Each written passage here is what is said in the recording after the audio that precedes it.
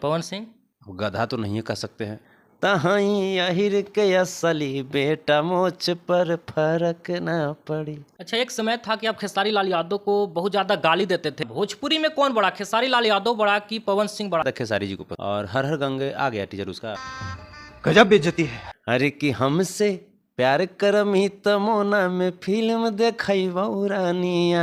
नमस्ते, प्रणाम, मेरा नाम है सुभाष यादव और अभी हमारे साथ भोजपुरी कलाकार संतोष रेणु यादव हैं। आज ये भोजपुरी कलाकार ही नहीं रह चुके हैं, बहुत आगे जा चुके हैं, डीएसएस में शामिल भी हो चुके हैं और यदुवंशी सिन्हा भी बन चुके हैं। तो सबसे पहले स्वागत है आपका। बहुत बहुत धन्यवाद।